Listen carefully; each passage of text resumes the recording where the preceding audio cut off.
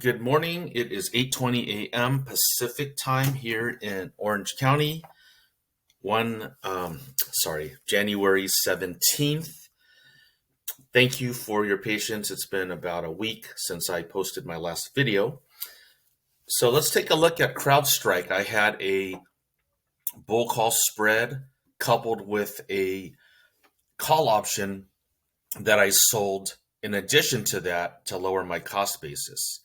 So today it's interesting because Crowdstrike dropped $11. Actually dropped a little more, about $12 or something. But anyway, this is where it's at now. So let's take a look at what I did this morning. So I sold an option, a call option, as you can tell by the C, that expires this Friday. I did this last week, and the strike price was $292.50. Now, the reason I did it was to collect premium to offset some of my cost of the call option that I bought, which is the 280 call. At the time, Crowdstrike was right around 280, so this was at the money.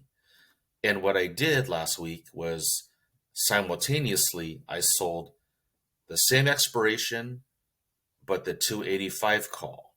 You see this and you see this. No minus sign means I purchased. Minus sign means I sold.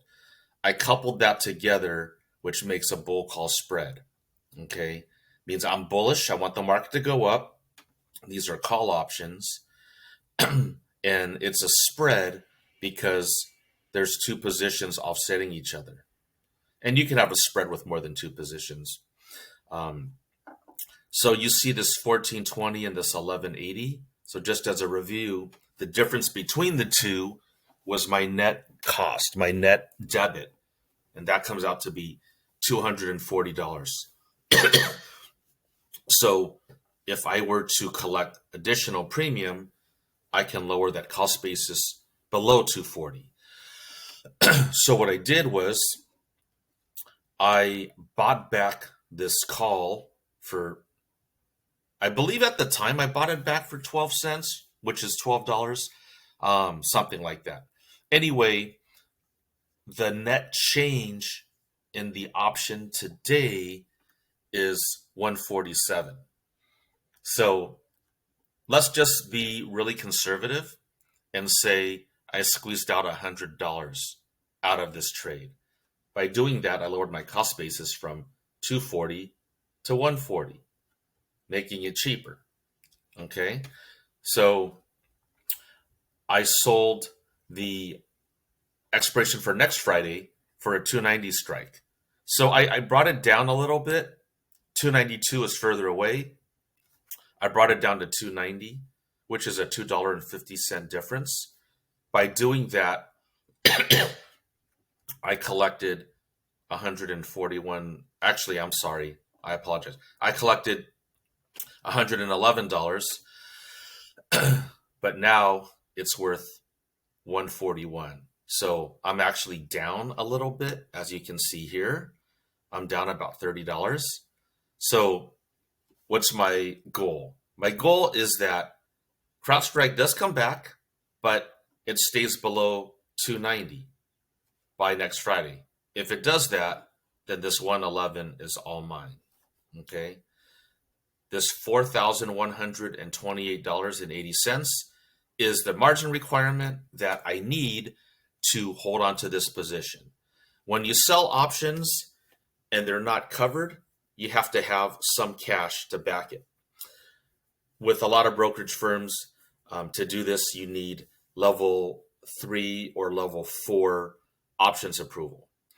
You get that by requesting it or applying for it, and they do it based on your years of experience, which is, they have to basically take your word for it. At least that's how Schwab does it. And your net worth, which they also have to take your word for it.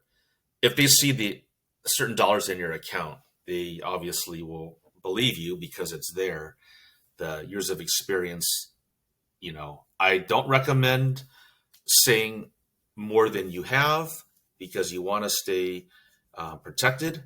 You don't want to start brand new and say you have 30 years of experience.